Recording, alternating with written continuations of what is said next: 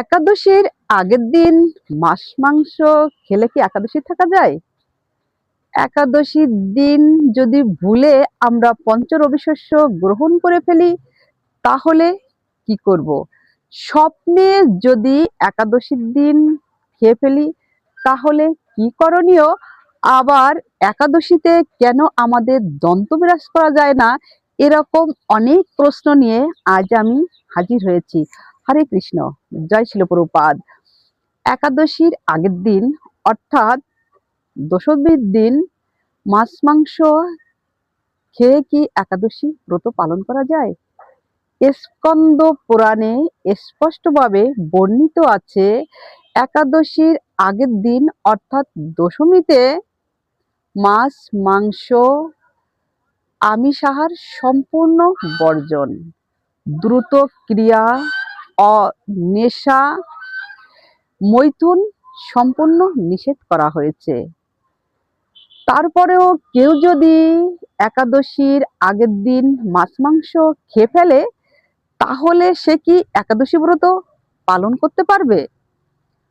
হ্যাঁ, অবশ্যই একাদশীর দিন একাদশী ব্রত তাকে পালন করতেই হবে, এর কোনো অপশন নেই। যেহেতু সে একাদশীর আগের দিন মাছ মাংস খেয়ে ফেলেছে, যদি ভুল ক্রমে একাদশীর আগের দিন মাছ মাংস খেয়ে ফেলে তাহলে ভগবানের শ্রীচরণে প্রার্থনা করতে পারে, ক্ষমা প্রার্থনা। তাহলে ক্ষমা প্রার্থনা করে একাদশীর দিন অবশ্যই সে একাদশী ব্রত পালন করবে। আবার অনেকেই বলে যে আজ একাদশী আমার মনে নেই, আমি পঞ্চ রবি শস্য খেয়ে ফেলেছি, বাইরে গিয়েছিলাম, এক পিস রুটি আবার চা খেয়ে ফেলেছি, আমি কি একাদশী ব্রত পালন করতে পারবো? যেহেতু একাদশী ব্রত ভগবান স্বয়ং কঠোরভাবে নির্দেশ দিয়েছেন, অবশ্যই ভুল ক্রমে একাদশীর দিন যদি পঞ্চ রবি শস্য গ্রহণ করে ফেলে, সে তো ভুল করেই ফেলেছে। পঞ্চ রবি শস্য গ্রহণ করা মানে রাশি রাশি পাপাহার গ্রহণ করা। সে যেহেতু ভুল ক্রমে খেয়ে ফেলেছে, ভুলে খেয়ে ফেলেছে, মানে সে তো পাপাহার খেয়ে ফেলেছে, কিন্তু এরপরে তো আরো পাপাহার খাওয়া যাবে না। ভুল ক্রমে খেয়ে ফেললে ভগবানের কাছে ক্ষমা প্রার্থনা করে অবশ্যই সেই সময় থেকেই একাদশী ব্রত যেটুক সময় আছে সেটুক সময় পালন করা অবশ্যই উচিত। আবার অনেকেই বলে যে একাদশীর দিন আমি স্বপ্নে খেয়ে ফেলেছি, আমি কি একাদশী ব্রত পালন করব?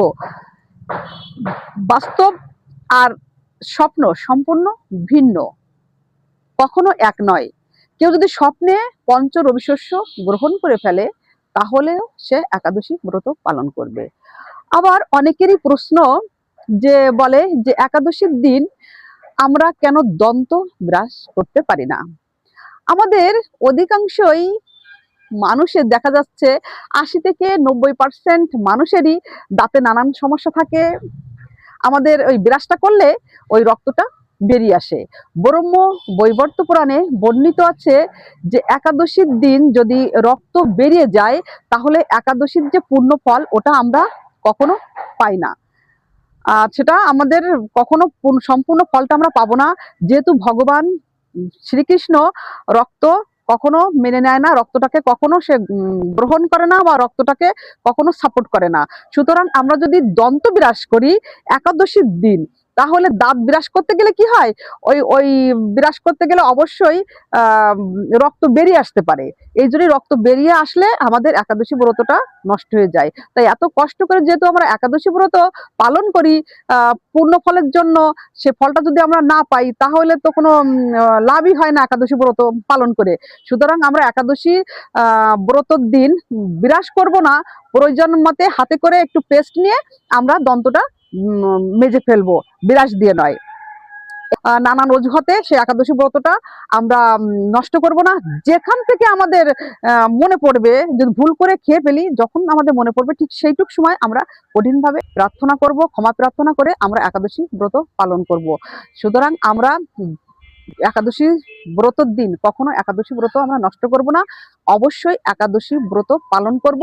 শুধু নিজে পালন করব না, অবশ্যই অন্যকেও একাদশী ব্রত পালনের জন্য অনুরোধ করব। হরি বল, জয় শ্রী প্রভুপাদ।